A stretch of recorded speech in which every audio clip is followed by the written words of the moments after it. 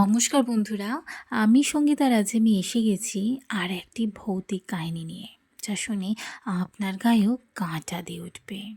বেশ কয়েকদিন অসুস্থ থাকার জন্যে কোনো গল্প আনতে পারিনি, তাই একটু ঠিক হতেই চলে এলাম হাওড়া থেকে মৃণাল চক্রবর্তীর পাঠানো একটা বড় বাড়ির ভৌতিক কাহিনী নিয়ে।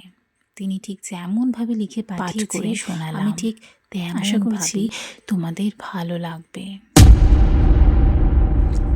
আজ মৃণালের কাছে একটা বিশেষ দিন। আজকে মৃণাল তার ইউটিউব চ্যানেলের জন্য প্রায় প্রত্যেক দিনের মতন নতুন একটি বাড়ির খোঁজে বেরিয়েছে। এই 2 দিন হলো সেই বাড়িটির খোঁজ পেয়েছে।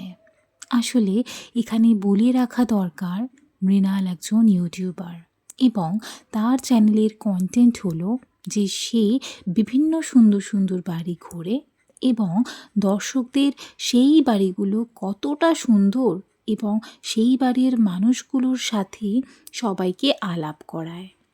আর এটাই হলো তার ইউটিউব চ্যানেলের কন্টেন্ট। সেরকমই একটা নতুন দিনে আজকেও তার উদ্দেশ্য পূর্ব মেদিনীপুরে গেঁওখালি। সে 2 দিন আগেই জানতে পেরেছে যে সেখানে একটি বাড়ি আছে, যে বাড়িটা বহু পুরানো এবং অত্যাধিক সুন্দর। এই বাড়িটির সন্ধান পেয়েছে সেই বাড়ির একজন সদস্যের থেকে এবং বলা যেতে পারে সেই এই মুহূর্তে বাড়িটির মালিক। তো সেই রকমই মৃণাল এবং তার বন্ধু প্রশান্ত দুজনে মিলে বেরিয়ে পড়েছে সেই বাড়িটির ভিডিও তৈরি করার জন্য। তো তারা প্রায় প্রত্যেক দিনের মতনই বিভিন্ন বাড়িতে যেরকম ঘুরে বেড়ায় তারা সেরকমই গেঁওখালি এসে পৌঁছালো। এসে পৌঁছানোর পর সে ম্যাপে কিছুতেই সে বাড়িটির কোনো রকম দিক নির্ণয় করতে পারল না, কিন্তু ম্যাপে বাড়িটির অস্তিত্ব দেখালেও সে ঠিক রাস্তা চিনে কিছুতেই যেতে পারল না। যে রাস্তাটা তাকে ম্যাপ দেখাচ্ছিল গুগল ম্যাপে, সে রাস্তাটার এই মুহূর্তে দেখা যাচ্ছে কোনো অস্তিত্বই নেই। তাই ধরা যেতেই পারে ভুল দিক নির্ণয় করছে। তো সেই রাস্তার মাঝখানে একজন মানুষকে দেখতে পায়। তাকে দাঁড় করিয়ে জিজ্ঞেস করলো, আচ্ছা রায়বাড়িটা কোন দিকে?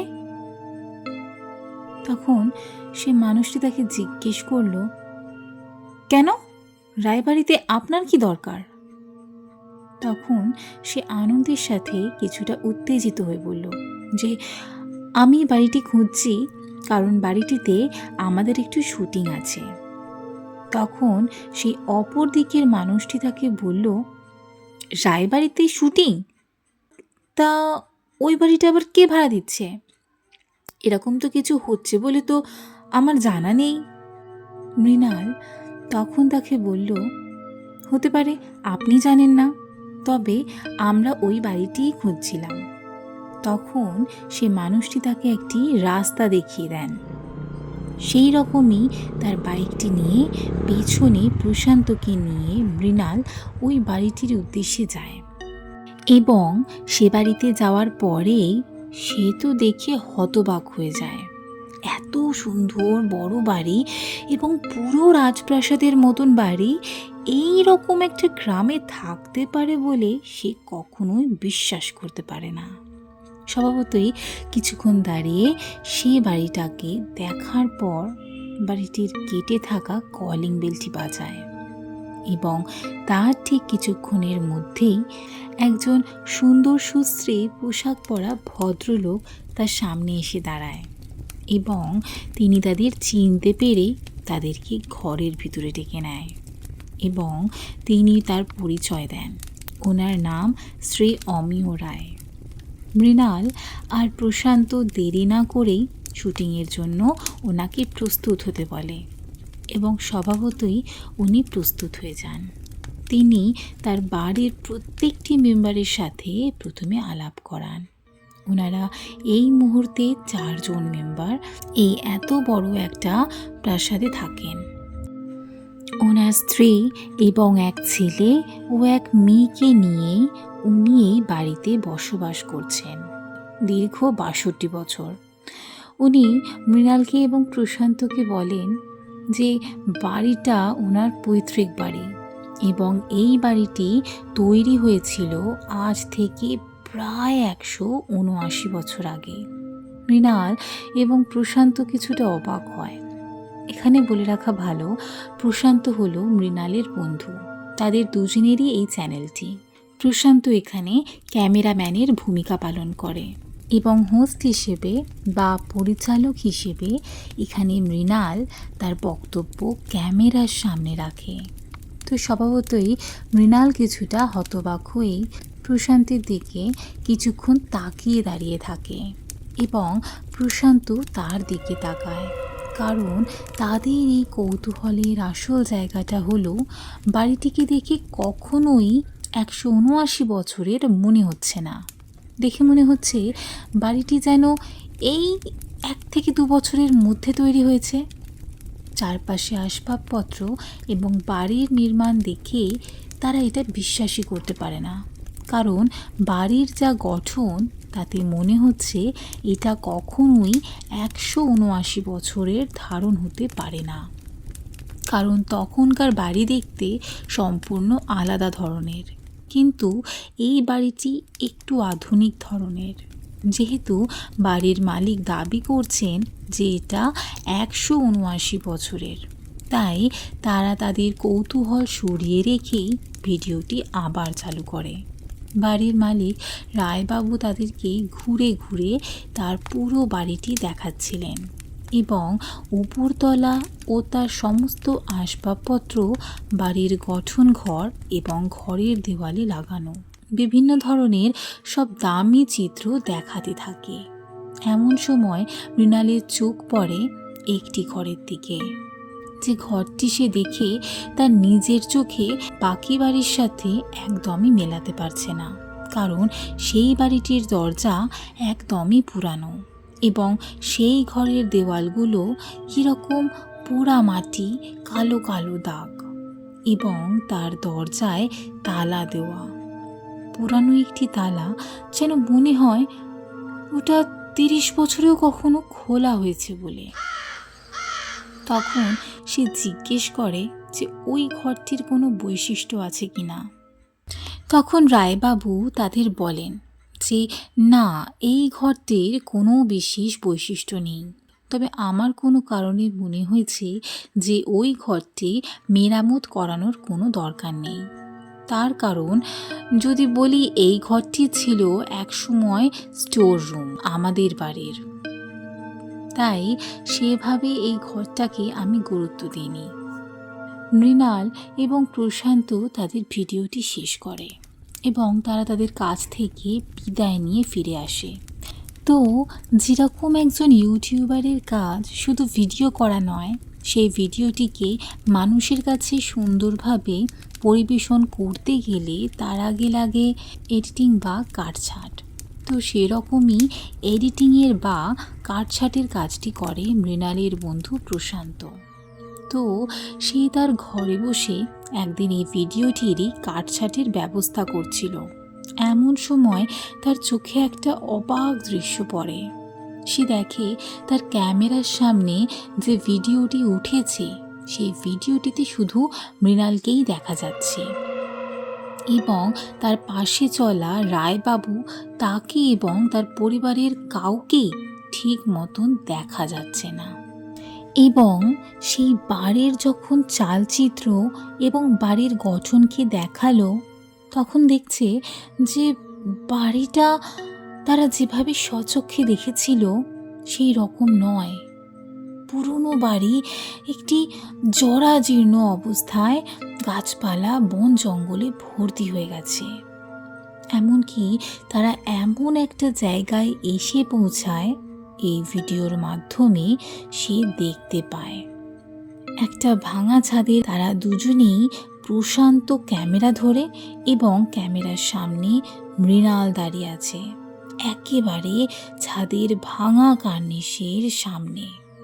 এটা দেখে প্রচণ্ড পরিমাণে প্রশান্ত ভয় পেয়ে যায় এবং সঙ্গে সঙ্গে সে মৃণালকে ডাকে।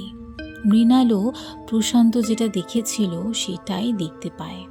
এবং দুজনেই প্রচণ্ড ভীত অবস্থায় তাদের বাইক নিয়ে আবারও পরের দিন সকালবেলায় সেখানে পৌঁছায়। যে এটা কেন এরকম হলো সেটা জানার জন্য। যখন তারা গেওয়ালি গিয়ে পৌঁছায়, তারা আবার সেই লোকটিকে দেখতে পায়, যে লোকটি তাদেরকে রাস্তা দেখিয়ে দিয়েছিল। স্বভাবতই সেই লোকটি এবং মৃণাল ও প্রশান্ত একে অপরের দিকে তাকিয়ে থাকতে থাকে এবং লোকটি কিছুটা অবাক হয়ে তাদেরকে আবার জিজ্ঞেস করে, আপনারা আবার এখানে কি ব্যাপার? তখন প্রশান্ত তাকে জিজ্ঞেস করে, আচ্ছা, রায়বাড়িটা আরেকবার আপনি আমাদের নিয়ে যেতে পারবেন? তখন সেই পথিকটি তাদেরকে বলেন যে আমাদের কি মাথা খারাপ? দিনের বেলায় আমরা ওই দিকে কেউই যাই না। আপনারা বাইরের লোক, হঠাৎ করে এসে এভাবে গেলেন, তাই জন্য আমি আপনাদেরকে আটকাইনি। কিন্তু তা বলে আমি ওই দিকে যাব, এটা হতে পারে না। তখন মৃণাল এবং প্রশান্ত ভয় পেয়ে একে অপরের দিকে তাকায় এবং তাকে জিজ্ঞেস করে, কেন, ওদিকে কি আছে? এত সুন্দর একটা রাজবাড়ি, আপনাদের ইচ্ছে করে না রাজবাড়ির দিকে যেতে? তখন লোকটি প্রচণ্ড অবাক হয়ে তাদের দিকে তাকিয়ে বলে গুরুগম্ভীর স্বরে, সুন্দর বাড়ি? আপনাদের ওই বাড়িটাকে সুন্দর লাগে? আপনাদের চোখে কি কোনো অসুবিধা আছে? তাহলে আপনারা গিয়ে কবিরাজকে দেখান। আপনারা যান, নিজেরাই যান, আমি যাব না। ওদিকে আপনাদেরকে তো রাস্তা দেখিয়ে দিয়েছি। এমন সময় মৃণাল এবং প্রশান্ত নিজেদের কৌতূহল ধরে রাখতে না পেরে বাইকে করে তারা সেই বাড়িটার সামনে গিয়ে দাঁড়ায়। তারপর যা দৃশ্য দেখে, তারা দুজনেই হতভাগ হয়ে পড়ে। তারা দেখল একটি জরাজীর্ণ 3 মহলা বাড়ি তাদের সামনে দাঁড়িয়ে আছে। এ বাড়ির অবস্থা একেবারেই তাদের চোখে দেখা আগের দিনের বাড়িটার মতন নয়। জরাজীর্ণ বাড়ি এবং চারিদিকে লতা পাতার ঝোপ, এমনকি বাড়িটার প্রায় 70-80% ভেঙে পড়েছে। তারা তো দেখে প্রচণ্ড ভয় পেয়ে যায় এবং মৃণাল তার পকেট থেকে মোবাইলটা বার করে ইন্টারনেটে সার্চ করে দেখে সে বাড়ির সম্বন্ধে এবং তারা যে প্রতিবেদন দেখতে পায় সেটা দেখে দুজনেই খুব ভয় পেয়ে যায়।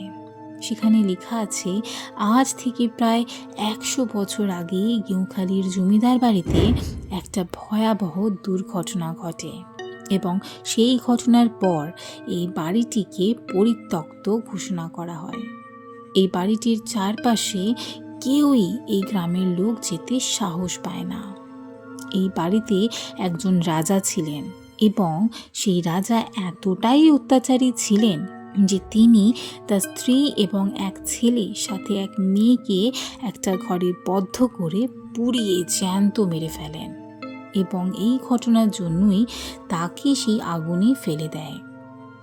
তারপরে ঠিক প্রতিবেদনের নিচে রাজার ছবি এবং তার পরিবারের ছবি দেখতে পায় এবং সেটা দেখে তাদের হাড় হিম হয়ে গিয়েছিল, কারণ যে ছবিটা তারা দেখতে পারছিল, কালকে এই অবয়বদেরকেই তাদের চোখের সামনে তারা দেখেছিল, এমনকি অনেক কথাও বলেছে এবং তাদের ছবিটির নিচে ঠিক তারা দেখতে পেল যে সেই রাজমহলটির আজ থেকে 100 বছর আগে কীরকম অবস্থা ছিল। এবং এই প্রতিবেদনটিতে শেষে যেটি দেখতে পেল সেটা দেখে তারা এক প্রকার তাদের জ্ঞানই হারিয়ে ফেলেছিল, কারণ সর্বশেষ যে ছবিটি সেখানে দেওয়া ছিল সেই ছবিটি ছিল গতকালের দেখা সেই জরাজীর্ণ ঘরটির, যেটি আজ জ্যান্ত হয়ে উঠে তাদের কাছে রাখছে। তো বন্ধুরা, হাওড়া থেকে পাঠানো মৃণালের এই গল্পটি তোমাদের কেমন লাগলো অবশ্যই কমেন্ট বক্সে জানিও। যদি ভালো লেগে থাকে তো অবশ্যই লাইক, কমেন্ট, শেয়ার, সাথে সাবস্ক্রাইব করে পাশে থাকা বেল আইকনটি প্রেস করে দিও, যাতে সমস্ত নতুন ভিডিওর প্রথম নোটিফিকেশন সবার আগে তোমাদের কাছে গিয়ে পৌঁছায়। ও হ্যাঁ, যদি তোমাদের জীবনে ঘটে থাকা কোনো ভৌতিক ঘটনা বা শোনা কোনো কাহিনী থাকে, বা তোমাদের ঘটনা লেখার ভীষণ শখ থাকে, অবশ্যই আমায় স্ক্রিনে আসা এই ইমেল অ্যাড্রেসে লিখে পাঠিয়ে দিও। অপেক্ষায় রইলাম কিন্তু। তো চলো tata, bye bye, stay blessed, be happy.